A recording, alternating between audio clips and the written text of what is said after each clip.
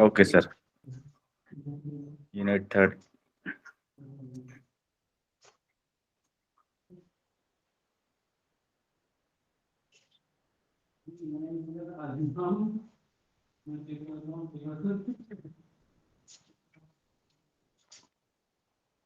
ठीक है, तो देखिएगा इसके अंदर यूनिट नंबर जो थर्ड है अपनी, राइट, ये देखिएगा, दिखाई दे रहा है ना सर, विजिबल है, क्लियर? Okay okay. तो अपना जो यूनिट नंबर थर्ड है वो देखिएगा इलेक्ट्रोमैग्नेटिज्म के बारे में है। ठीक है, तो आज अपन एक बेसिक सा ओवरव्यू देख लेते हैं कि कौन से टॉपिक्स अपने को स्टडी करने हैं इलेक्ट्रोमैग्नेटिज्म के अंदर। ओके, बेसिकली अपन इलेक्ट्रोमैग्नेटिज्म को 3 पार्ट्स के अंदर डिवाइड कर सकते हैं, राइट? इलेक्ट्रोस्टैटिक्स, ओके, तो first topic is electrostatics, second topic is magnetostatics,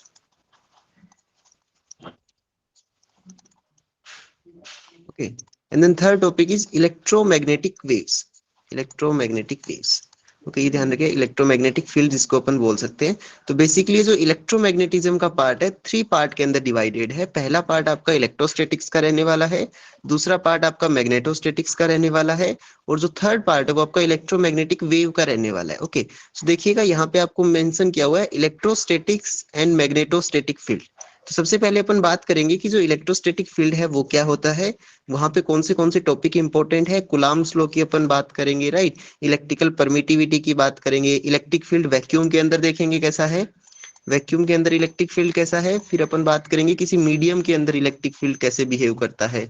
तो बेसिकली अपन इलेक्ट्रोस्टैटिक्स की बात करेंगे। उसके बाद अपन मैग्नेटोस्टैटिक्स की बात करेंगे। मैग्नेटोस्टैटिक्स के अंदर अपन मैग्नेटिक फील्ड की बात करेंगे, मैग्नेटिक फील्ड वैक्यूम में कैसे बिहेव करेगा, उसके अलावा मीडियम के अंदर कैसे बिहेव करेगा, कौन सी प्रॉपर्टीज है जो फॉलो होती है, कौन से लॉज फॉलो होते हैं, बायो सावर्ट का लॉ, गोस लॉ, ये सब की अपन बातें करेंगे।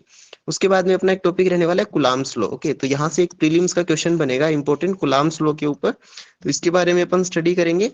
देन जो नेक्स्ट टॉपिक अपना रहने वाला है electrical permittivity and dielectric constant. तो यहाँ से एक इंपॉर्टेंट क्वेश्चन जो पिछले साल भी पूछा गया था प्रीलिम्स के अंदर, कि वाटर का डाई इलेक्ट्रिक कांस्टेंट कितना होता है। ओके, एक क्वेश्चन आया था प्रीवियस ईयर के अंदर कि वाटर जो है उसका डाई इलेक्ट्रिक कांस्टेंट कितना होता है, right. And then electrical permittivity की अपन बात करेंगे, डाई इलेक्ट्रिक कांस्टेंट की बात करेंगे।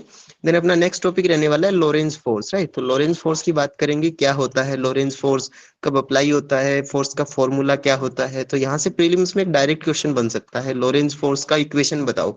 4 ऑप्शंस रहेंगे, तो उनमें से कौन सा इक्वेशन लॉरेंज फोर्स है। एंड देन उसके अलावा एप्लीकेशंस क्या क्या है लॉरेंज फोर्स की, एंड कुलाम्स लॉ की एप्लीकेशंस कौन सी है उसकी अपन बात करेंगे। देन अपन एम्पियर्स लॉ की बात करेंगे, ठीक है, करंट के लिए जो एम्पियर्स का लॉ होता है उसकी बात करेंगे, क्या होता है प्रीलिम्स के अंदर। यहाँ से एक क्वेश्चन बनेगा एम्पियर्स लॉ के ऊपर। बायोट एंड सावर्ट लॉ के ऊपर एक क्वेश्चन बनता है प्रीलिम्स के अंदर, तो उसकी अपन बात करेंगे। बायो सावर्ट लॉ के अकॉर्डिंग जो मैग्नेटिक फील्ड है वो किस पे डिपेंड करता है। ओके, तो ये प्रीलिम्स का क्वेश्चन बनता है। देन अपन गोस लॉ की बात करेंगे, गोस थ्योरम की बात करेंगे, गोस थ्योरम क्या होती है। देन उसके बाद में अपन पॉइजन इक्वेशन की बात करेंगे, देन लाप्लास इक्वेशन की बात करेंगे, राइट। तो ये बहुत ही इंपॉर्टेंट क्वेश्चन है जो आपका प्रीलिम्स के अंदर पूछा जाता है। सिंपल सा क्वेश्चन पूछा जाएगा, which of the following is the Poisson equation, which of the following is the Laplace equation. Laplace equation का फॉर्म अपने को ध्यान में रखना है, पॉइजन इक्वेशन का फॉर्म अपने को ध्यान में रखना है। तो यहाँ से प्रीलिम्स का क्वेश्चन बनता है। देन ये वाला जो है वो बहुत ज्यादा इंपॉर्टेंट है, यहाँ से आपका प्रीलिम्स के अंदर एंड मेंस के अंदर भी क्वेश्चन बनता है। मेंस के अंदर हर बार एक 10 मार्क्स का क्वेश्चन बनता है यहाँ से, कि जो लाप्लास इक्वेशन है उसका सॉल्यूशन करना होता है अपने को। नंबर 1 कार्टेशियन कोऑर्डिनेट के अंदर, नंबर 2 अपने को करना होता है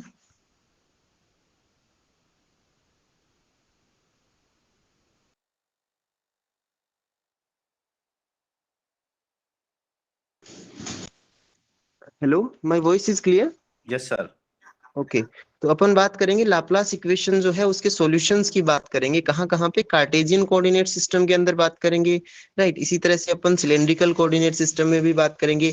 मेंस का जो एग्जाम होता है उसमें Cartesian coordinate, cylindrical coordinate and spherical coordinate से क्वेश्चन बनता है। प्रीलिम्स के अंदर ओनली सिर्फ कार्टेशियन कोऑर्डिनेट का गिवन है, तो अपन इसका बात करेंगे, डिटेल सॉल्यूशन देखेंगे। तो यहाँ से एक प्रीलिम्स में क्वेश्चन बना हुआ है, लास्ट ईयर में क्वेश्चन आया था लाप्लास इक्वेशन के सॉल्यूशन के ऊपर। उसके बाद अपन बात करेंगे कि जो लाप्लास इक्वेशन है उसका यूज कैसे करते हैं अपन जियोफिजिकल के अंदर और इलेक्ट्रोस्टैटिक प्रॉब्लम्स के अंदर। तो जब आप जियोफिजिसिस्ट बन जाओगे और जब आप किसी फील्ड पे वर्क करोगे, इन दैट केस कुछ आपके पास प्रॉब्लम्स आएगी जिनको आपको डील करना होगा, तो लाप्लास इक्वेशन को यूज करके कैसे उस प्रॉब्लम का सॉल्यूशन फाइंड आउट करोगे, तो उसकी अपन बात यहाँ पे करेंगे। उसके अलावा नेक्स्ट जो अपना टॉपिक रहने वाला है डिस्प्लेसमेंट करंट का टॉपिक है। बहुत ही इंपॉर्टेंट टॉपिक है, बहुत ही प्यारा क्वेश्चन यहाँ से बनता है कि डिस्प्लेसमेंट करंट क्या होती है, इसका फॉर्मूला क्या होता है, कैसे ओरिजिनेट होती है ये, तो इसके ऊपर 3 और 4 क्वेश्चंस बनते हैं, तो ये अपने को ध्यान में रखना है। उसके बाद में Faraday's law of electromagnetic induction, बहुत इंपॉर्टेंट टॉपिक है, यहाँ से भी एक प्रीलिम्स का क्वेश्चन बनता है, तो इसको अपन डिस्कस करेंगे। फेराडे का लॉ क्या है इलेक्ट्रोमैग्नेटिक इंडक्शन से रिलेटेड। उसके बाद मैक्सवेल इक्वेशन से हर बार प्रीलिम्स के अंदर क्वेश्चन पूछा जाता है, और मेंस के अंदर एक 10 मार्क्स का क्वेश्चन बनता है। यहाँ से हर बार मेंस के एग्जाम में क्वेश्चन बनता है कि राइट द मैक्सवेल इक्वेशन, जो 4 मैक्सवेल की इक्वेशन है उनको लिखना होता है, राइट।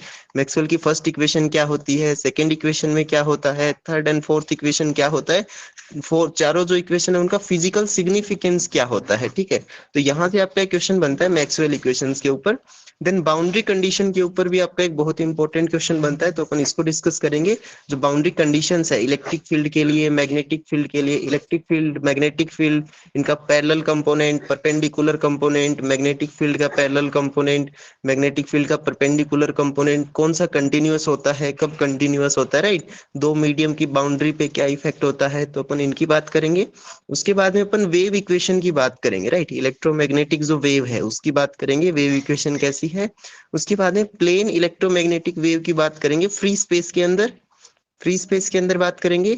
डाइलेक्ट्रिक मीडियम के अंदर बात करेंगे, देन कंडक्टिंग मीडियम के अंदर बात करेंगे, राइट। तो ये 3 केसेस अपन देखेंगे यहाँ पे। Let me erase this first.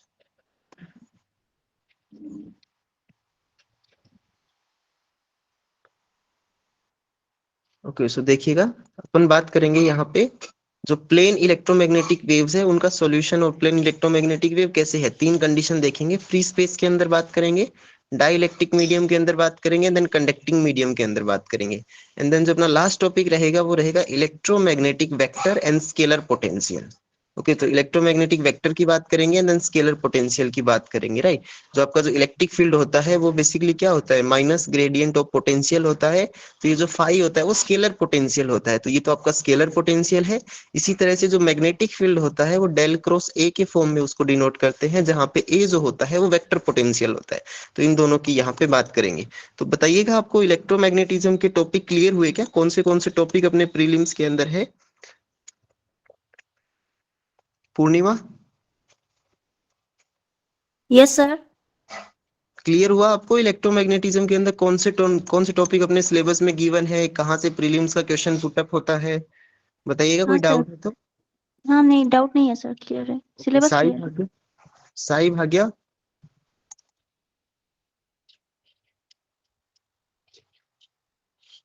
Parveen, sir clear है।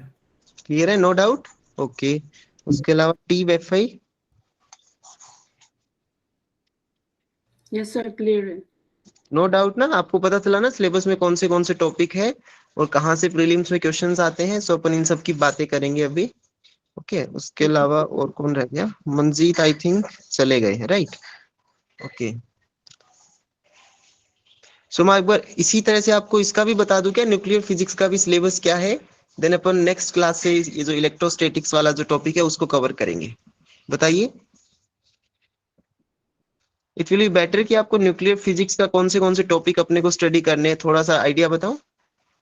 यस सर ओके, बताइए। आप लोग पहले मेरे को ये बताओ कि एमएससी के अंदर जो फिजिक्स से किए हुए उन्होंने इलेक्ट्रोमैग्नेटिज्म के लिए कौन सी बुक फॉलो की थी। एनीवन, परवीन आप बताइए। सर ग्रिफिथ्स फॉलो की थी ग्रिफिथ की मैंने। बुक फॉलो की है ना आपने, तो बस वही आपके यस पास है ना अभी ग्रिफिथ की बुक। यस सर है। हाँ, तो उसी बुक को आपको रेफरेंस मान के चलना है। अगर आपने पढ़ा है तो आपको पता चलेगा कि एज इट इज ग्रिफिथ का सिलेबस यहाँ पे मेंशन किया हुआ है ना। ग्रिफिथ का जो पहला जो चैप्टर है वो वेक्टर्स के ऊपर है, दूसरा जो टॉप चैप्टर है वो इलेक्ट्रिक फील्ड के ऊपर है, तीसरा जो टॉप चैप्टर है वो आपका इलेक्ट्रिक फील्ड इन मैटर के ऊपर है ना, फोर्थ चैप्टर आपका मैग्नेटिक फील्ड पे है, देन मैग्नेटिक फील्ड मीडियम के अंदर कैसा है, उसके बाद में इलेक्ट्रोमैग्नेटिक वेव है। तो सेम ये टॉपिक है ना, लास्ट जो चैप्टर आपका वेक्टर एंड स्केलर पोटेंशियल का है, तो आप रिलेट कर पा रहे हो क्या इसको पूरे को ग्रिफिथ की बुक से? Yes sir. हाँ, बाकी पूर्णिमा आप बताइए, आपने कौन सी बुक से रेफर किया था इलेक्ट्रोमैग्नेटिज्म? सर ग्रिफिथ पढ़ा था और ऐसे सत्यप्रकाश देखा था सर एमएससी जैसे में। ग्रिफिथ आपने पढ़ा है ना पूरा थोरली, हाँ तो आप यस सर। रिलेट कर पा रहे हो ना टॉपिक्स को कि हाँ कौन जी से सर, है टॉपिक? मेरे पास। हाँ हाँ। सेम टॉपिक वही है ना, तो वही आपको ग्रिफिथ की बुक फॉलो करनी है वापस से। ओके, और कौन रह गया? साई भाग्या, आप जियो फिजिक्स बैकग्राउंड से हो, तो क्या आपके ये टॉपिक था क्या जियो फिजिक्स के अंदर इलेक्ट्रोमैग्नेटिज्म से रिलेटेड कोई topic? Hello Sai Bhagya. Okay, टी वेफाई आप बताइए, आपने कौन सी बुक फॉलो की थी इलेक्ट्रोमैग्नेटिज्म में? सर ग्रिफिथ ही देखी थी। ग्रिफिथ ही फॉलो, अच्छा फॉलो ही किया था सिर्फ, या उसको पढ़ा भी था थोरोली? बस थोड़ा सा। थोड़ा सा पढ़ा था ना, तो उसी बुक को आपको वापस से रेफरेंस के तौर पे रखना है, वहीं से क्वेश्चंस पुट अप होने वाले हैं अपने एग्जाम के अंदर। तो कोशिश कीजिएगा कि प्रीलिम से पहले आप उस बुक को एक बार है ना स्टडी करो पूरा। ओके, और अभी अपन क्या करेंगे, कल से ये जितने भी टॉपिक्स हैं उन सबको कवर करेंगे। और सबने जो ये ग्रिफिथ की बुक फॉलो किया है, तो अपन ट्राई करेंगे कि ग्रिफिथ की बुक से ही नोट्स बनाए। Okay, is it clear? Yes sir. Okay, so आपको क्या होगा, रिलेट करने में भी इजी रहेगा चीजों को। तो आप बताइए, आपको ये टॉपिक नंबर 6 भी थोड़ा सा एक्सप्लेन कर देंगे न्यूक्लियर फिजिक्स के बारे में, तो आपके लिए इजी रहेगा एक्सप्लेन करना। सो आप लोग बताइए पहले, न्यूक्लियर फिजिक्स के लिए आपने कौन सी बुक फॉलो की है? परवीन आप बताइए। सर वो डीसी टायल करके कोई बुक थी। ओके, डीसी टायल की बुक फॉलो की है, गुड। और भी कोई बुक फॉलो की क्या आपने? नहीं सर, एक ही की थी। ओके, मंजीत आप बताइए कि आपने जो आपने बीटेक किया तो उसके अंदर आपका ये इलेक्ट्रोमैग्नेटिज्म का टॉपिक था ना? हाँ सर था तो। हाँ, तो आपने कौन सी बुक से पढ़ा उसको? बुक तो ध्यान नहीं है राइट नाउ। बुक है आपके पास कोई? नहीं बुक तो अभी नहीं है सर। बुक नहीं है, ओके ओके। पीडीएफ से ही करना पड़ेगा ऑनलाइन, जैसे क्या देखता हूँ। Okay okay.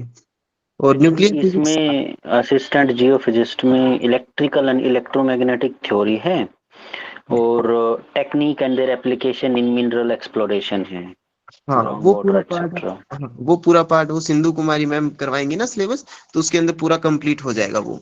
और यहाँ से आपको एक बेसिक बेसिक आइडिया लग जाएगा। बेसिक बेसिक जो क्वेश्चंस होते हैं ना, वो यहाँ से हो जाएंगे cover. Okay okay okay. Okay. आप पूर्णिमा आप बताइए, आपने न्यूक्लियर फिजिक्स में कौन सी बुक फॉलो की है? सर एक क्रेन थी, और एक ओके मैंने मॉडर्न फिजिक्स आर्थर बाइजर से पढ़ा था सर, ओके, वहां से गुड थोड़ा पढ़ा। Good good. तो ऑथर हाँ बाइजर के तो चैप्टर नंबर 11 12 13 पढ़े होंगे ना आपने? हाँ जी सर, हाँ, न्यूक्लियर के लिए वही तो देखे थे बस मैंने। वही चैप्टर आपको वापस रिवाइज करने हैं। वही चैप्टर से आपका ये जो न्यूक्लियर फिजिक्स का ऑलमोस्ट टॉपिक कवर होगा, ठीक है? और जो आपने क्रेन की बुक पढ़ी है उसके भी कुछ टॉपिक्स है, आई थिंक चैप्टर नंबर 3 4 5 के आसपास कुछ टॉपिक है, जिसमें आपको बेसिक बेसिक प्रॉपर्टीज गिवन है ना। तो बुक है ना हाँ आपके जी पास? सर। हाँ, तो उन्हीं हाँ को हाँ, फॉलो दोनों है कीजिएगा सर। वापस। और टी वेफाई आप बताइएगा। हेलो टी वेफाई।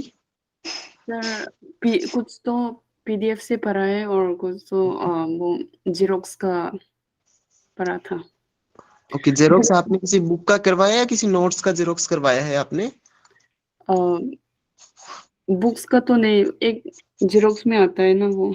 ओके ओके, सो कोशिश कीजिएगा कि जो ऑथर वाइजर की बुक है उसका चैप्टर नंबर 11 12 और 13 आप पढ़ो, ठीक है?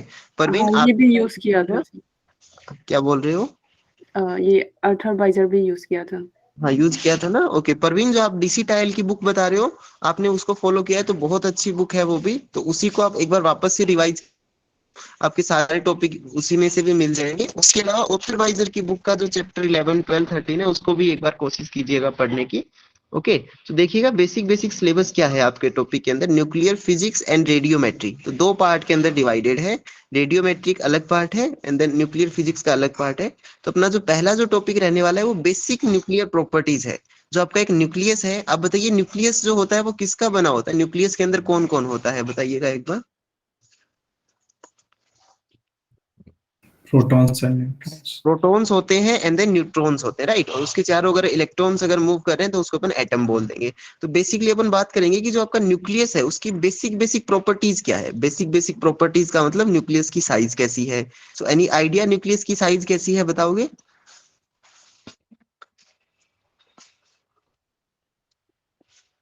पूर्णिमा आप बताओगे आप?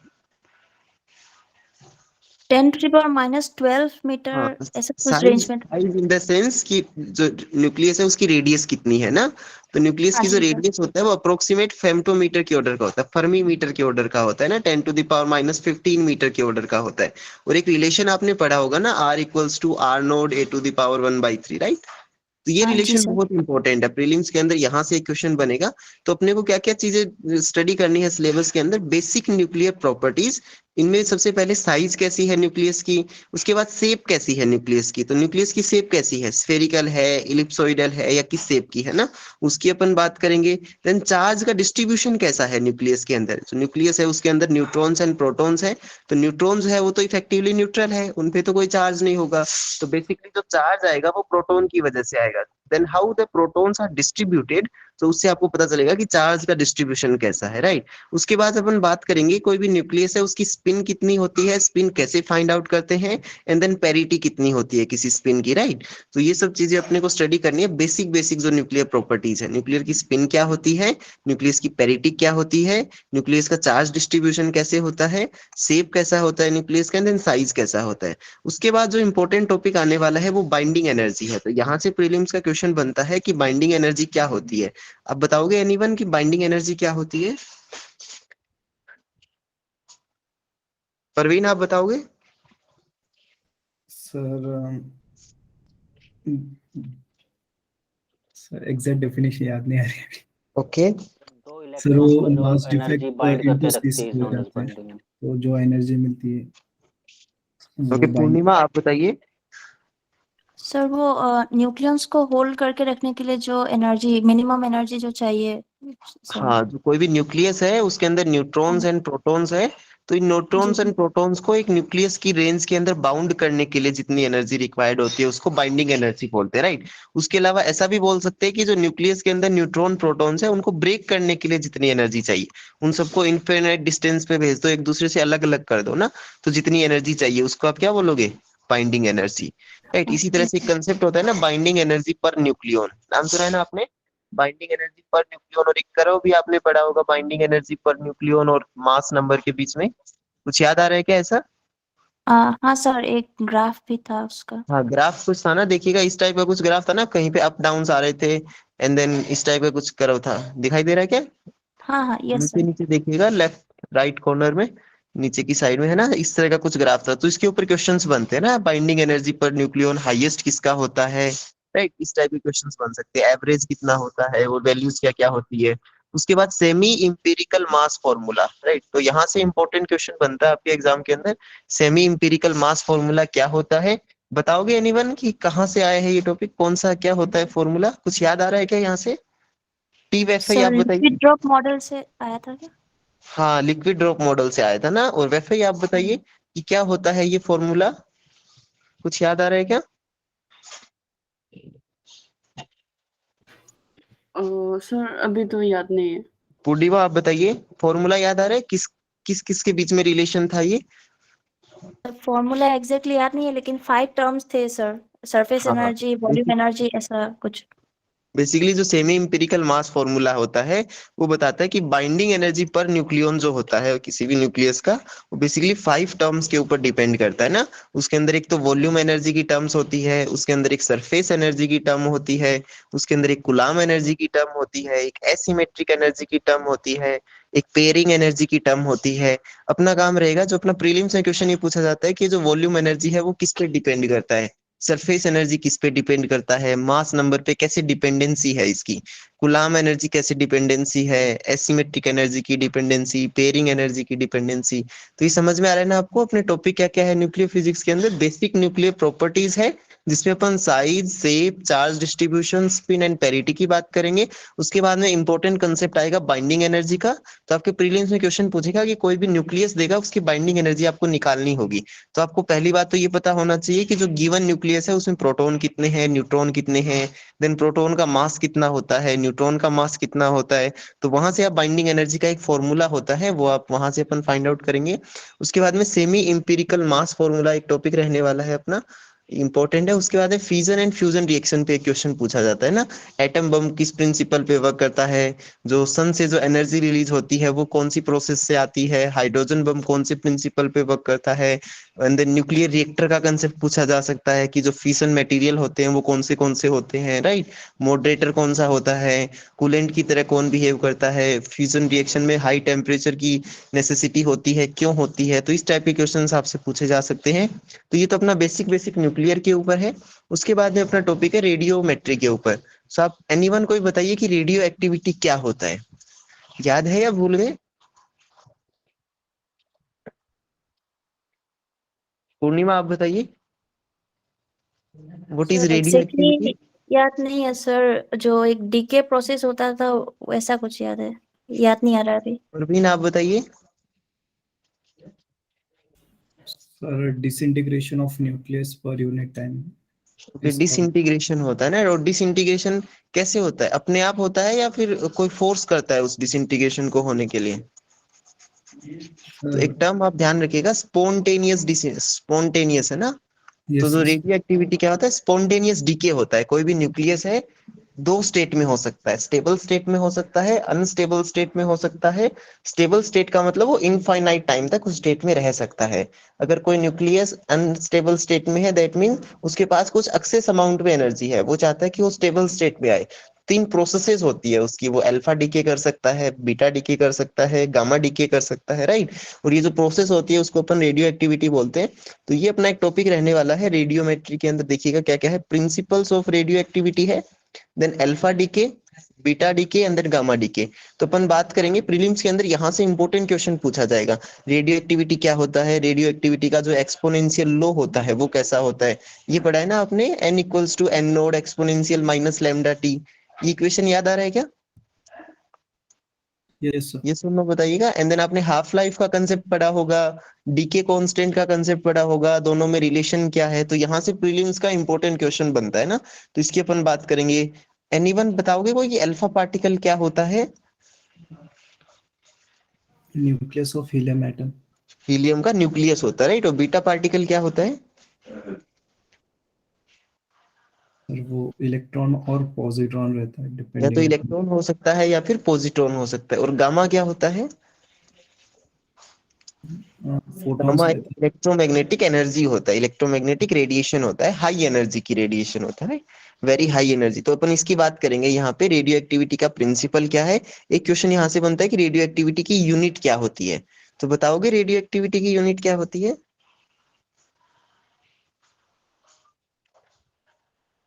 सब बर्क्यूरी ऐसे कुछ तो है। पूर्णिमा आप बर्क्यूरी बताइए। क्यूरी भी एक 3.7 इंटू क्यूरी 10 भी यूनिट होता है ना, 1 क्यूरी भी। और 1 क्यूरी कितना होता है? 3.7 into 10 to the power 3.7 10 to the power 10 decay 10। पर सेकंड। ये प्रीलिम्स का क्वेश्चन बनता है, याद रखिएगा। 1 क्यूरी कितना होता है ना। तो इस टाइप के क्वेश्चंस अपने एग्जाम में पूछे जा सकते हैं। तो अपन रेडियो एक्टिविटी की बात करेंगे, इनके प्रिंसिपल्स की बात करेंगे, alpha decay, beta decay, gamma decay को समझेंगे कि क्या होता है। उसके बाद में जो इंपॉर्टेंट कंसेप्ट है, फोटो इलेक्ट्रिक इफेक्ट क्या होता है और कॉम्पटन इफेक्ट क्या होता है, कुछ याद है क्या आपको? पूर्णिमा बताइए, फोटो इलेक्ट्रिक इफेक्ट क्या होता है? सर जब वो मेटेलिक सरफेस में इलेक्ट्रॉन को हम स्ट्राइक करते हैं तो उससे कुछ फोटॉन्स एमिट होता है, ऐसा कुछ था। हाँ, कुछ अभी फोटॉन्स याद नहीं इमिट है। होते हैं, ये जो प्रोसेस, कुछ इलेक्ट्रॉन्स इमिट होते हैं ना, इस हाँ हाँ प्रोसेस को क्या बोलते हैं? हाँ फोटो इलेक्ट्रिक सर, इफेक्ट बोलते फोटो हैं। तो इसके इलेक्ट्रिक अंदर दो इफेक्ट। कंसेप्ट होते हैं, फोटो इलेक्ट्रिक इफेक्ट के अंदर दो कंसेप्ट होते हैं। कि जो फोटो इलेक्ट्रिक इफेक्ट के अंदर इंटेंसिटी किस पे डिपेंड करता है, पता है क्या आपको? कि जो इलेक्ट्रॉन जो निकल रहे हैं, जो आपकी जो मेटल की सरफेस है उसके ऊपर आपने कुछ इलेक्ट्रोमैग्नेटिक रेडिएशन इंसिडेंट की, वहां से कुछ इलेक्ट्रॉन निकले। जो इलेक्ट्रॉन है ये जो निकल रहे हैं, इनकी जो काइनेटिक एनर्जी है वो किस पे डिपेंड करता है? एनी आइडिया है क्या आपको? सर फ्रीक्वेंसी पे क्या? काइनेटिक एनर्जी किस पे डिपेंड करता है, एंड देन जो इनकी जो नंबर्स है, इनकी जो इंटेंसिटी है वो किस पे डिपेंड करता है, राइट। तो ये कुछ कुछ क्वेश्चंस है जो अपने प्रीलिम से पूछे जा सकते हैं, इन सबको अपन कवर करेंगे, राइट। और कॉम्पटन इफेक्ट में क्या होता है?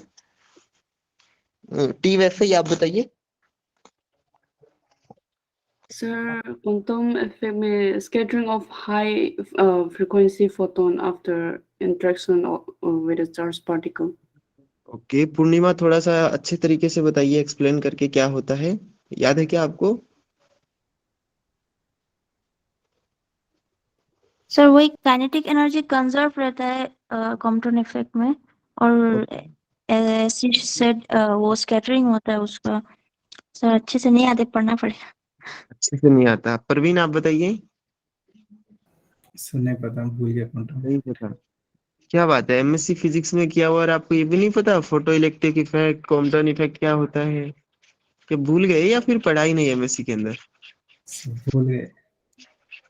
भूल गए? पढ़ा था क्या? यस सर, पढ़ा था। अच्छा, कोई बात नहीं, अपन क्लास में हम सबको वापस डिस्कस करेंगे, ठीक है? सो देखिएगा आगे क्या क्या टॉपिक है इसके अंदर।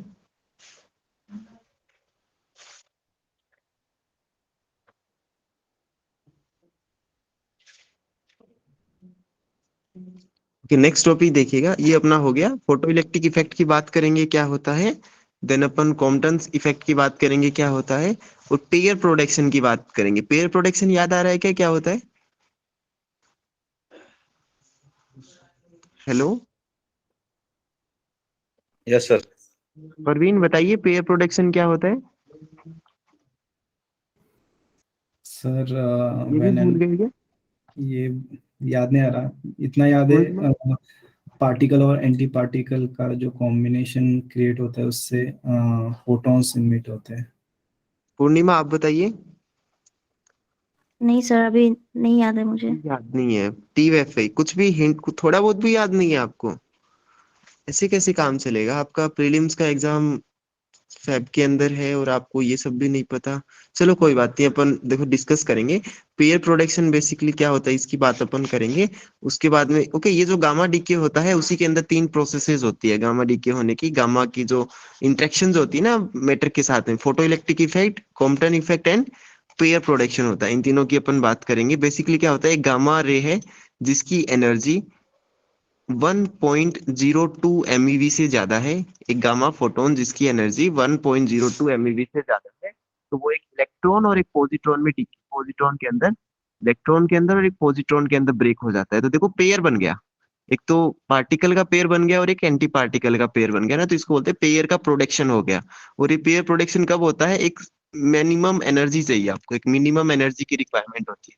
तो ये आपका एक प्रीलिम्स में क्वेश्चन पूछा गया था एक बार कि मिनिमम एनर्जी कितनी होनी चाहिए एक गामा फोटोन की in order to produce a pair production. तो कितनी एनर्जी होनी चाहिए बताइए? 1.02 MeV। ओके, क्लियर हुआ क्या? और ऐसा क्यों होता है, किसी को रीजन पता है क्या इसका?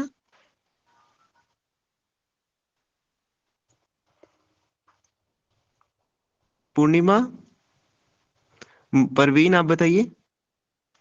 सर ने नहीं पता। नहीं पता? तो आपको ये पता है क्या इलेक्ट्रॉन का मास कितना होता है? इलेक्ट्रॉन का मास पता है क्या कितना होता है Parveen? Sir 9.1 into 10 to the power minus 31 9.1 10 to the power minus 31 kgs। 31 kg। और अगर इसको इलेक्ट्रॉन वोल्ट में चेंज करें तो कितना आएगा, बता सकते हो क्या? वो एटॉमिक मास यूनिट में 0.0005 था। इलेक्ट्रॉन वोल्ट के अंदर बात करें, इलेक्ट्रॉन वोल्ट के अंदर 0.511 इलेक्ट्रॉन वोल्ट होता है, ठीक है? 0.511 MeV होता है, ठीक है? तो देखिएगा जितना, ओके, एक चीज आपको पता है क्या, जितना मास पार्टिकल का होता है उतना ही मास उसके एंटी पार्टिकल का होता है। ये कंसेप्ट पता है क्या? Yes sir. जितना मास एक पार्टिकल का होता है उतना ही मास उसके एंटी पार्टिकल का होता है। तो इलेक्ट्रॉन का मास कितना है? 0.511 MeV। पॉजिट्रॉन का मास भी कितना होगा? 0.511 MeV। इन दोनों को ऐड करोगे तो कितना आएगा? 1.02 MeV। तो बेसिकली अगर आपको एक इलेक्ट्रॉन बनाना है और एक पॉजिट्रॉन बनाना है तो कम से कम इतनी एनर्जी आपके पास होनी चाहिए कि उन दोनों के मास को आप क्रिएट कर पाओ। तो जो मिनिमम एनर्जी है वो कितनी होनी चाहिए? इसका मास एनर्जी प्लस इसकी मास एनर्जी, दोनों की मास एनर्जी होती है 0.511 MeV। दोनों को ऐड करोगे तो 1.02 MeV आएगा। तो ये आपका एक प्रीलिम्स का क्वेश्चन बनता है कि मिनिमम एनर्जी कितनी चाहिए पेयर प्रोडक्शन करने के लिए, तो क्या बताओगे? 1.02 MeV। तो समझ में आया क्या कंसेप्ट आपको? Yes sir. ओके, तो इन सब की अपन बातें करेंगे, फोटो इलेक्ट्रिक इफेक्ट की बात करेंगे, पेयर प्रोडक्शन की बात करेंगे, कॉम्पटन इफेक्ट की बात करेंगे। देन उसके बाद अपन रेडियो एक्टिव डीके लो की बात करेंगे, राइट। रेडियो एक्टिविटी का जो डीके लो होता है वो किस टाइप का होता है, राइट। बेसिकली क्या होता है कि इक्वेशन आप लोगों ने पढ़ी होगी ना, n equals to n naught exponential minus lambda t, और आपने एक ग्राफ बनाया होगा इस टाइप का, एक्सपोनेंशियल डीके का कर्व होता है। कुछ याद आ रहा है क्या ऐसा? एक टी हाफ लाइफ और डीके कांस्टेंट के अंदर एक रिलेशन होता है ln2 डिवाइडेड बाई लैम्डा, ऐसा रिलेशन याद आ रहा है क्या? 0.693 अपॉन लैम्डा। बताइएगा ये सोनो परवीन, यस सर। साई भाग्या, टी वेफाई। Yes, sir. हाँ मंजीत, आपने तो ये सब नहीं पढ़ा होगा ना? हेलो मंजीत। थोड़ा बहुत पढ़ा है, मतलब याद तो है, लाइक 11 12 का तो हाँ उसमें 11 थोड़ा 12 बहुत था के इससे अंदर रिलेटेड। न्यूक्लियस के बारे में था ना डीके के अंदर, तो इस टाइप के हाँ कुछ जी। इक्वेशंस आपने पढ़े होंगे, तो ठीक है। ये चीजें फिजिक्स। थोड़ा सा, हाँ। तो अपन रेडियो एक्टिव डीके लो की बात करेंगे, देन रेडियो एक्टिविटी बात करेंगे, radio activity of rock and minerals. ये इंपॉर्टेंट टॉपिक है जो अपने जियो फिजिक्स के रिगार्डिंग इंपॉर्टेंट है ना। अर्थ के अंदर जितनी भी रॉक्स है, अर्थ के अंदर जितने भी मिनरल्स है, उनके अंदर कौन से रेडियो एक्टिव मिनरल्स प्रेजेंट होते हैं, कौन से रेडियो एक्टिव आइसोटोप्स होते हैं, जितने भी रॉक्स है उनका हाफ लाइफ कितना है, उसका डीके कांस्टेंट कैसे होता है, अर्थ के अंदर कहाँ पे रेडियो एक्टिव मटेरियल मिलेंगे ना, तो उन सब की बातें अपन यहाँ पे करेंगे। उसके बाद में जो इंपॉर्टेंट टॉपिक है वो रेडिएशन डिटेक्टर का है। आप लोगों ने एमएससी के अंदर पढ़ा होगा ना कि जो रेडिएशन डिटेक्टर्स होते हैं, कुछ जो डिटेक्ट करते हैं रेडिएशन को, अल्फा डीके को, अल्फा रेडिएशन को डिटेक्ट कर सकते हैं, बीटा रेडिएशन को भी डिटेक्ट कर सकते हैं, गामा रेडिएशन को डिटेक्ट कर सकते हैं। तो उसके लिए अपने डिफरेंट डिफरेंट काउंटर्स पढ़ेंगे। याद आ रहे हैं क्या कौन से काउंटर्स थे? एनीवन कोई बताएगा? परवीन आप बताओगे कौन से काउंटर्स आपने पढ़े एमएससी के टाइम पे? सर प्रोपोर्शनल काउंटर था, जीएम काउंटर, था, ओके। जीएम काउंटर था, ओके। Inclination counter, okay. नहीं याद आ रहा है एमएससी। वैसे ही आप बताइए आपने कौन से काउंटर्स पढ़े हैं during the MSc? Hello. Oh, sir, जो यहाँ पे लिखा है वे अच्छा लिखा हुआ है वही। ओके। proportional counter और etc. ओके, तो अपने जो सिलेबस के अंदर है बेसिकली रेडिएशन काउंटर है, कौन से आयनाइजेशन चैम्बर की अपन बात करेंगे, जीएम काउंटर की बात करेंगे, सिंटिलेशन काउंटर की बात करेंगे, और सबसे जो इंपॉर्टेंट है वो अपना है गामा रे स्पेक्ट्रोमीटर, जहां से आपका प्रीलिम्स के अंदर क्वेश्चन पूछा जाता है। लास्ट ईयर भी क्वेश्चन पूछा गया था गामा रे स्पेक्ट्रोमीटर्स के ऊपर, एंड ये जो जीएम काउंटर है वहां से इंपॉर्टेंट क्वेश्चन बनता है। तो अपन इन चारों काउंटर्स की बात करेंगे, आयनाइजेशन चैम्बर की बात करेंगे, जीएम काउंटर की बात करेंगे, सिंटिलेशन काउंटर की बात करेंगे, देन गामा रे स्पेक्ट्रोमीटर की बात करेंगे। तो ये तो बेसिकली आपका न्यूक्लियर फिजिक्स का सिलेबस था। Basic nuclear properties, size, shape, charge distribution, spin, parity, binding energy, semi empirical mass formula, fusion and fusion.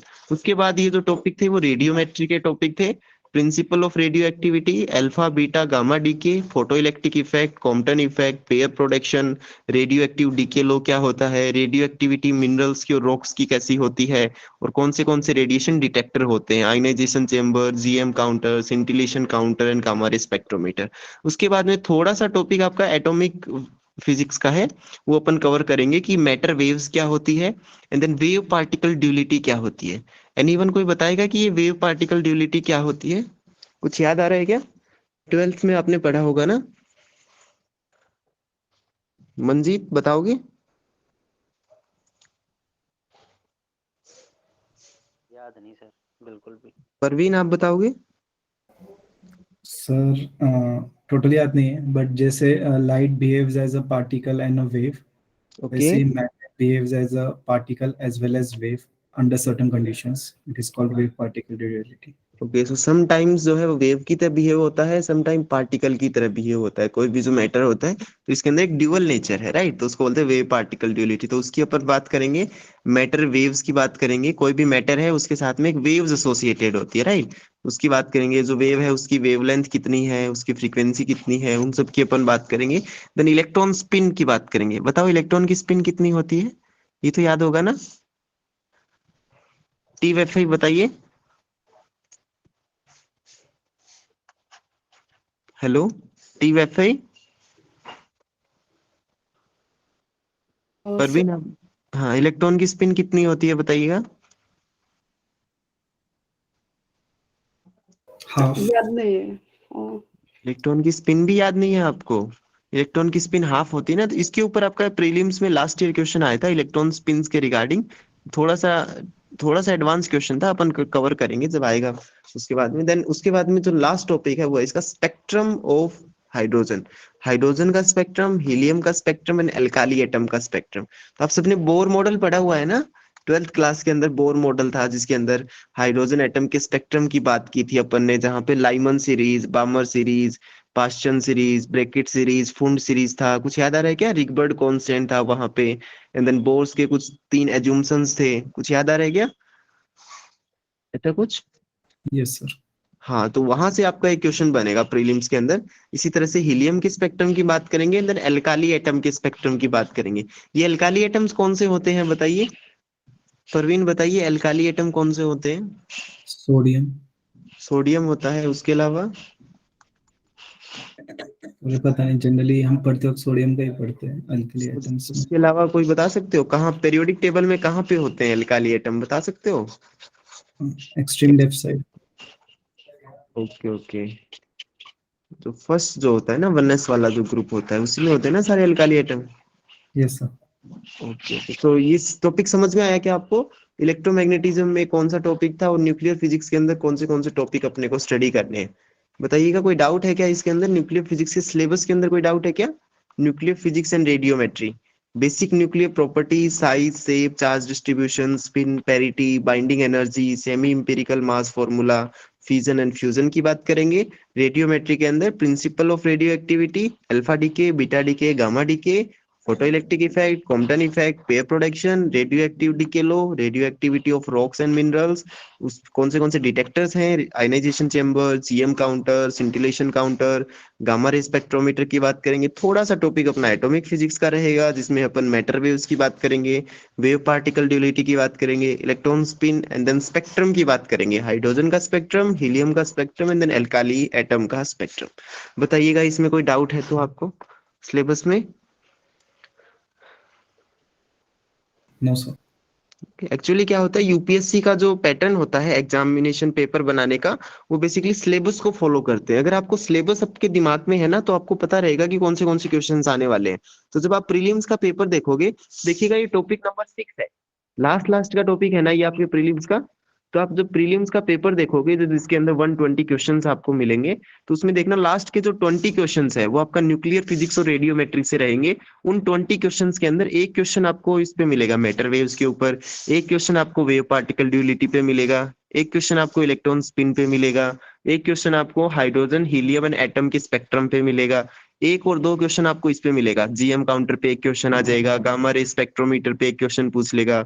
ऐसी बेसिक प्रॉपर्टीज है ना, साइज, शेप, चार्ज डिस्ट्रीब्यूशन, यहाँ से 2 to 3 क्वेश्चंस बन जाएंगे।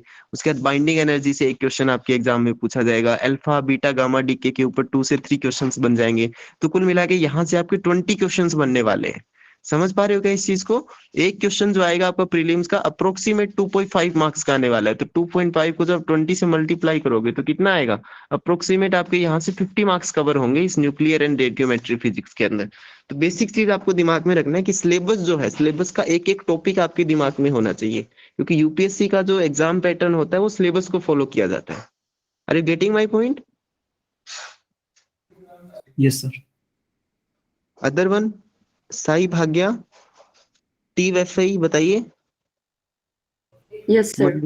मंजीत आप भी ध्यान में रखिएगा कि जो असिस्टेंट जियोलॉजिस्ट, जो जियोफिजिसिस्ट का जो पेपर है, तो सिलेबस का हर एक टॉपिक जो है आपके दिमाग में रहना चाहिए, उसी के अकॉर्डिंग अपन चलेंगे और उसी के अकॉर्डिंग एग्जाम में क्वेश्चन बनता है। तो इलेक्ट्रोमैग्नेटिज्म के टॉपिक भी क्लियर हो गए ना आपको? इलेक्ट्रोस्टैटिक्स है, मैग्नेटोस्टैटिक्स है, देन इलेक्ट्रोमैग्नेटिक वेव्स की बात करेंगे। इलेक्ट्रोस्टैटिक्स के अंदर अपन कुलाम्स लॉ की बात करेंगे, देन इलेक्ट्रिक फील्ड जब किसी मीडियम में होता है तो कैसे बिहेव करता है, एम्पियर्स लॉ की बात करेंगे, बायो सावर्ट लॉ की बात करेंगे ना, पॉइजन और लाप्लास इक्वेशन की बात करेंगे, उनके सॉल्यूशंस की बात करेंगे। तो ये सब टॉपिक यहाँ रहने वाले हैं। Faraday law, displacement current, Maxwell equation, boundary conditions, right? तो ये सब टॉपिक है। उसके अलावा एक बार अपन इसको भी देख ले, क्या बताइए, देखना चाहोगे क्या मैथमेटिकल फिजिक्स में कौन से टॉपिक है? हाँ, sir. ओके, सो आपको एक माइंड में क्लियर पिक्चर रहेगा कि कौन से टॉपिक अपने सिलेबस में है, तो एक बार इसको भी देख लीजिएगा कि मैथमेटिकल मेथड्स इन जियोफिजिक्स, कौन से मैथमेटिकल मेथड्स हैं जो अपन जियोफिजिक्स के अंदर काम में ले रहे हैं, राइट। देखना इसके अंदर क्या क्या टॉपिक है। आप लोगों ने ग्रिफिथ पढ़ा है ना, तो ग्रिफिथ का जो पहला चैप्टर है वहां से आपके कुछ ये मैथमेटिकल फिजिक्स के पार्ट कवर अप हो जाएंगे। देखिएगा कौन से पार्ट कवर होंगे। सबसे पहले अपन बात करेंगे elements of vector analysis, vector algebra, properties क्या क्या है, स्केलर्स की प्रॉपर्टीज, वेक्टर की प्रॉपर्टीज एंड देन टेंसर्स की प्रॉपर्टीज, राइट। तो स्केलर, वेक्टर, टेंसर की बात करनी है अपने को। देन ग्रेडियंट, ये 3 कंसेप्ट है, ध्यान रखिएगा, ग्रेडियंट, डाइवर्जेंस एंड कर्ल। बताओगे आप में से कोई ये तीनों क्या होते हैं? पढ़ा है ना आपने, बीएससी के अंदर पढ़ा होगा इनके बारे में, एमएससी में भी पढ़ा होगा, ग्रेडियंट, डाइवर्जेंस एंड कर्ल क्या होता है। परवीन आप बताओगे?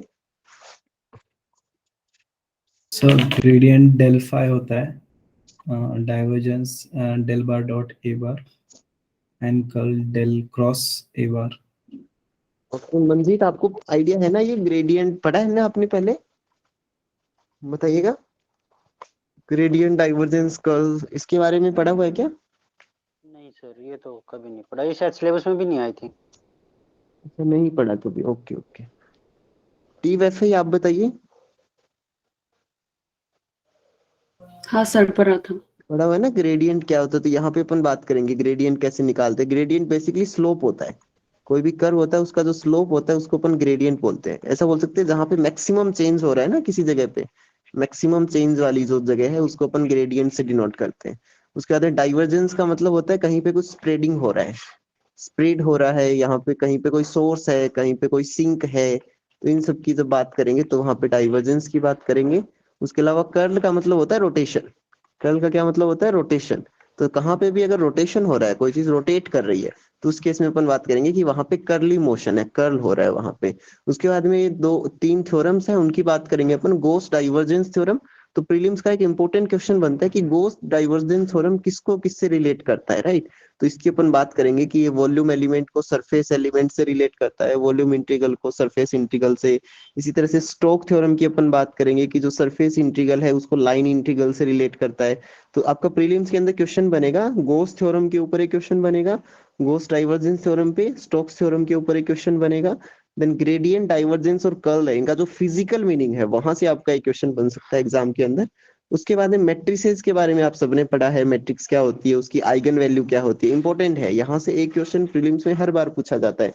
कोई मैट्रिक्स गिवन होती है, उसकी आइगन वैल्यू पूछ लेता है, उसका डिटर्मिनेंट पूछ लेता है कितना होगा, आइगन वैल्यू पूछ लिया, उसका आइगन वेक्टर पूछ लिया। तो ध्यान रखिएगा मैट्रिक्स के eigen value, eigen vector and their application.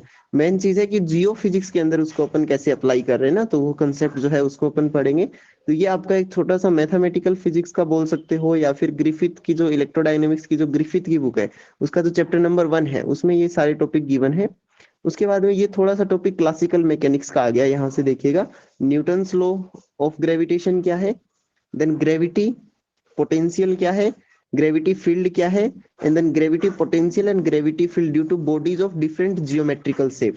समझ पा रहे हो? अगर आपकी कोई बॉडी जो है स्फेरिकल शेप में है, स्फेरिकल में भी अगर कैसी है, सॉलिड स्फेयर है या फिर होलो स्फेयर है, सिलेंड्रिकल शेप के अंदर है, समझ पा रहे हो, प्लेट के फॉर्म में है, किस शेप के अंदर है, कोन के फॉर्म में है, इन सब केसेस के अंदर डिफरेंट डिफरेंट शेप्स के अंदर, डिफरेंट जियोमेट्रिकल शेप के अंदर ग्रेविटी फील्ड कितना होगा, ग्रेविटी पोटेंशियल कितना होगा, उसकी अपने को यहाँ पे बात करनी है। तो ये अपना बेसिक सा क्लासिकल फिजिक्स का आप बोल सकते हो इसको, Newton's law, gravitation, gravity and potential gravity field due to bodies of different geometrical shape. तो ये आपका छोटा सा क्लासिकल फिजिक्स का टॉपिक है। ऊपर वाला जो टॉपिक था उसको आप ईडी से भी, इलेक्ट्रोडायनेमिक्स से भी रिलेट कर सकते हो, मैथमेटिकल फिजिक्स से भी उसको रिलेट कर सकते हो। उसके बाद में देखिएगा ये एक टॉपिक है, यहाँ से प्रीलिम्स के अंदर एक क्वेश्चन बनता है, इंपॉर्टेंट क्वेश्चन हर बार पूछा जाता है कि बेसिक फोर्सेस कौन से हैं नेचर के अंदर। आप बताइए कि कौन से बेसिक फोर्सेस होते हैं नेचर के अंदर, बताओगे परवीन? आइडिया है क्या आपको? So gravitational force, electromagnetic force, strong Okay. nuclear force and weak nuclear force. Interaction force. तो बेसिकली 4 फोर्सेस होते हैं ना नेचर के अंदर, तो उसके ऊपर एक प्रीलिम्स के अंदर क्वेश्चन पूछा जाता है कि सबसे स्ट्रॉन्गेस्ट फोर्स कौन सा है, ओके, सबसे वीकेस्ट फोर्स कौन सा है, कौन से फोर्स की रेंज कितनी है, समझ पा रहे हो? तो ये इस टाइप के क्वेश्चंस आपके प्रीलिम्स में बन जाते हैं। तो अपने को बेसिकली क्या क्या है इसके अंदर देखिएगा, बेसिक फोर्सेस कौन से हैं, basic forces of nature, and there उनकी स्ट्रेंथ कितनी है, कौन सा फोर्स सबसे ज्यादा स्ट्रांग है, कौन सा फोर्स सबसे कम स्ट्रांग है। तो अपने को ग्रेविटेशनल फोर्स की बात करनी है, इलेक्ट्रोमैग्नेटिक फोर्स की बात करनी है, स्ट्रॉन्ग एंड वीक फोर्सेस की बात करनी है। तो ये बेसिकली आपका बेसिक फोर्सेस ऑफ नेचर के ऊपर एक टॉपिक है। उसके बाद में देखिए क्लासिकल मैकेनिक्स का एक टॉपिक है कंजर्वेशन लॉज। आपने कौन से कंजर्वेशन लॉज पढ़े हैं बताओगे? TFI फिजिक्स में कौन से कंजर्वेशन लॉज होते हैं जो यूनिवर्सल लॉज होते हैं?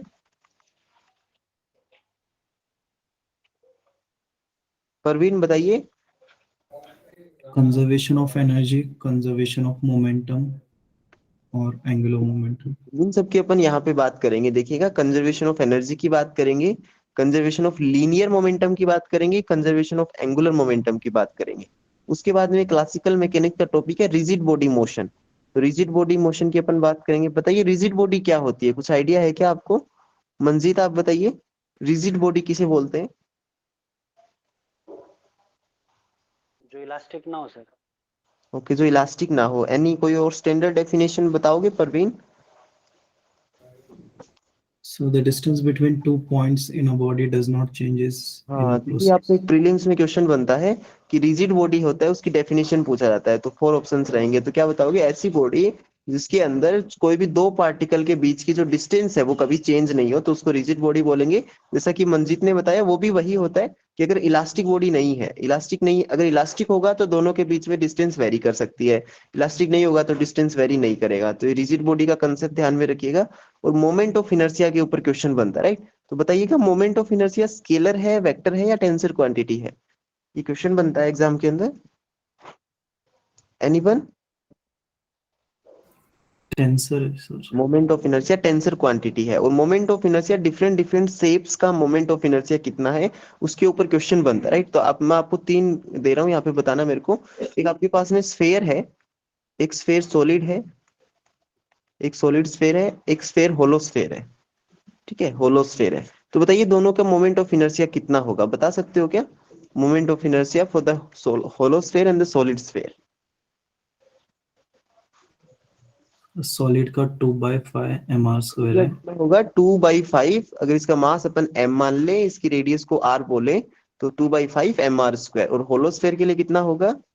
2/3 mr स्क्वायर. 2/3 mr square. इसी तरह से ये अपन ने कल भी देखा था ना, अर्थ जो होता है वो कैसे बिहेव करती है। इन दोनों का एक, न तो सॉलिड है न ही होलो स्फेयर है, इन दोनों का एक कॉम्बिनेशन होता है। तो याद है क्या आपको अर्थ का मोमेंट ऑफ इनर्शिया कितना था?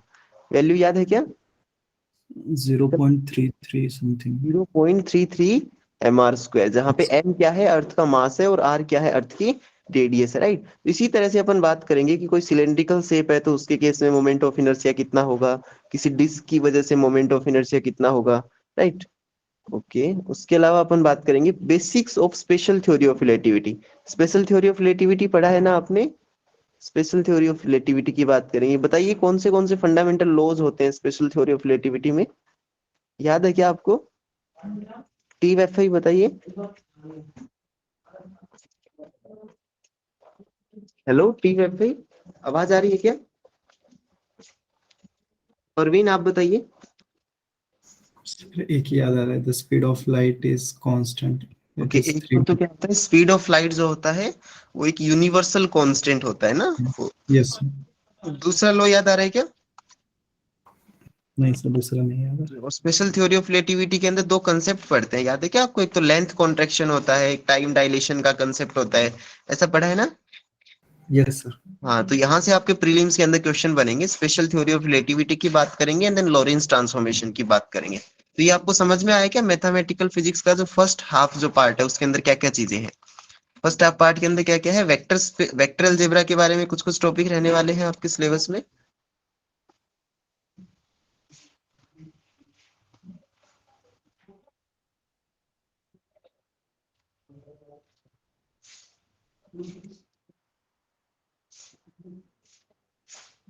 ओके देखिएगा इसके अंदर एलिमेंट ऑफ वेक्टर एनालिसिस है, ऐसी प्रॉपर्टी स्केलर वेक्टर टेंसर की क्या क्या प्रॉपर्टीज है इसके बारे में है, ग्रेडियंट डाइवर्जेंस और कर्ल्स के बारे में अपने को स्टडी करना है, तीनों का फिजिकल मीनिंग क्या होता है। उसके बाद Gauss divergence theorem, Stokes theorem important है, यहाँ से प्रीलिम्स में क्वेश्चन बनेगा, इसकी बात अपन करेंगे। मैट्रिक्स, मैट्रिक्स की आइगन वैल्यू कैसे निकालते हैं, मैट्रिक्स का डिटर्मिनेंट कैसे निकालते हैं, आइगन वेक्टर कैसे निकालते हैं, और जियो फिजिक्स के अंदर उसकी क्या क्या एप्लीकेशन है, राइट, तो उसकी अपने को बात करनी है। then Newton's law of gravitation और gravity potential और gravity field due to different bodies, so अलग अलग शेप्स की बॉडी है उनके लिए ग्रेविटी पोटेंशियल और ग्रेविटी फील्ड कैसा है, वहां से एक क्वेश्चन बनता है एग्जाम के अंदर। जो अपने बेसिक फोर्सेस है नेचर के अंदर, जो 4 फोर्सेस है strong, electromagnetic, gravitational and weak, वहां से एक क्वेश्चन पुट अप होता है एग्जाम के अंदर। देन अपन बात करेंगे यहाँ पे जो कंजर्वेशन लॉज है, एनर्जी कंजर्वेशन, टोटल एनर्जी का कंजर्वेशन होता है, लीनियर मोमेंटम का कंजर्वेशन होता है, एंगुलर मोमेंटम का कंजर्वेशन फॉलो होता है, राइट। इसी तरह से फिर स्पेशल थ्योरी ऑफ रिलेटिविटी की बात करेंगे, कौन से पोस्टुलेट्स हैं स्पेशल थ्योरी ऑफ रिलेटिविटी में, लेंथ कॉन्ट्रेक्शन क्या होता है, टाइम डायलेशन क्या होता है, एंड देन लॉरेंस ट्रांसफॉर्मेशन क्या होता है, राइट, तो इन सब की अपन बात करेंगे। उसके बाद देखिएगा क्या टॉपिक है इसके अंदर, fundamental concept of inverse theory, ये आपका जियो फिजिक्स का टॉपिक है जो सिंधु कुमारी मैम कवर करेंगी। एक इनवर्स थ्योरी नाम से एक टॉपिक है आपके इसके अंदर, उसकी बात अपन करेंगे। 1 मिनट रुकिएगा।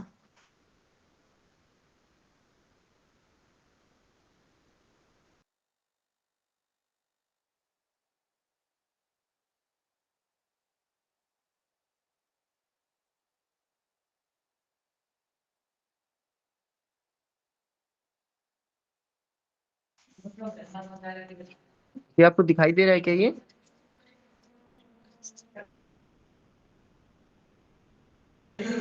हेलो परवीन, ये दिखाई दे रहा है ना आपको पीडीएफ अभी?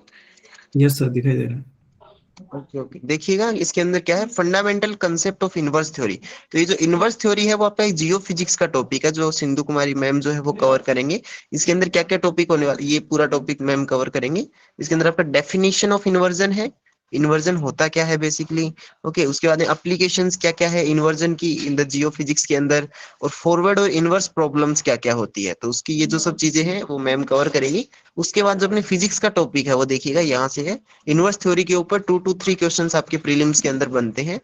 देन प्रोबेबिलिटी थ्योरी आपने पढ़ा होगा ना? हाँ मंजीत, आप कुछ पूछ रहे हो क्या? सर आज आप ये मतलब कोई टॉपिक भी करवाओगे या सिर्फ यही पर बताना है आपने कि ये कब होएगा सिलेबस में? एक्चुअली आज अपन सिलेबस बता रहे हैं कि कौन सा फिजिक्स के टॉपिक कौन से हैं जो यूपीएससी जियो फिजिक्स के सिलेबस में है प्रीलिम्स के अंदर, okay. Okay sir.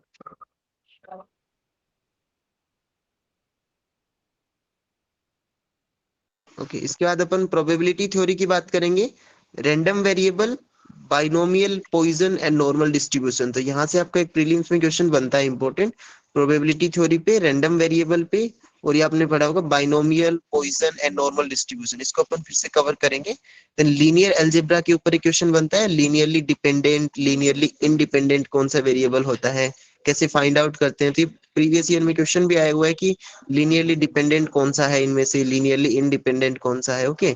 Then ordinary differential equation के ऊपर क्वेश्चन बनेगा, फर्स्ट ऑर्डर की एंड देन सेकंड ऑर्डर की जो ऑर्डिनरी डिफरेंशियल इक्वेशन है वहां से क्वेश्चन बनेगा।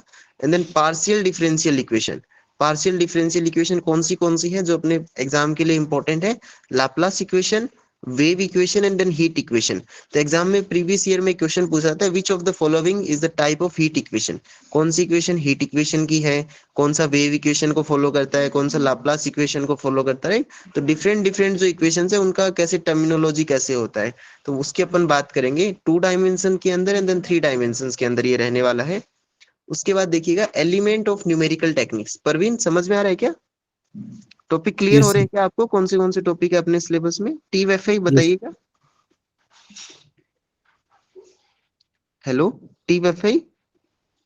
Yes sir. हाँ थोड़ा कंसेप्ट क्लियर होना ना, कौन से टॉपिक अपने सिलेबस के अंदर है। फिर आपने ये न्यूमेरिकल एनालिसिस पढ़ा है क्या एमएससी के अंदर, बताइएगा परवीन टीएफआई। सर इसके कुछ टॉपिक्स पढ़े, कुछ नहीं पढ़े। न्यूमेरिकल टेक्निक्स जैसे किसी भी फंक्शन का रूट कैसे निकालते हैं, और इंटीग्रेशन के कुछ लॉज होते हैं, सिम्पसन रूल, ट्रेपेजोइडल रूल, ये सब पढ़े क्या? रुंगे कुटा मेथड। हाँ सर पढ़ा है।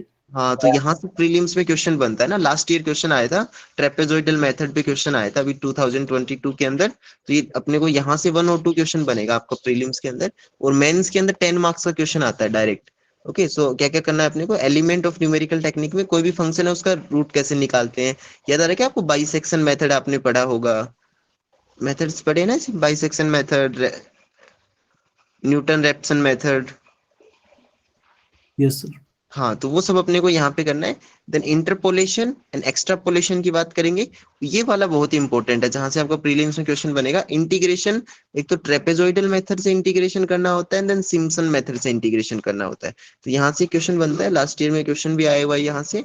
देन उसके बाद में solution of first order differential equation जो है, फर्स्ट ऑर्डर की जो डिफरेंशियल इक्वेशन है उसका सॉल्यूशन करना है, किससे, डूंगा कुटा मेथड से। तो ये मेथड अपन डिस्कस करेंगे क्या होता है।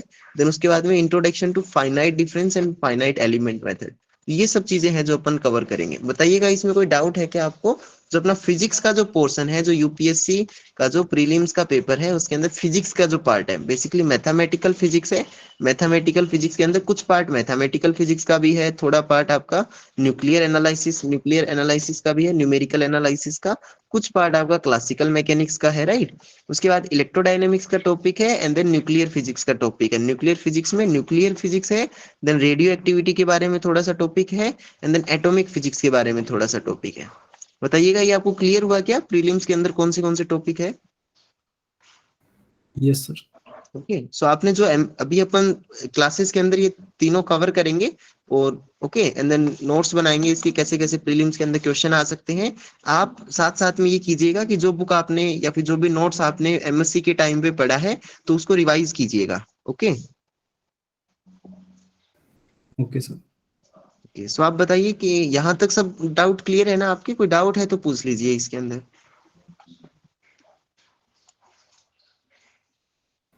No doubt sir. No doubt, okay okay, बताइए।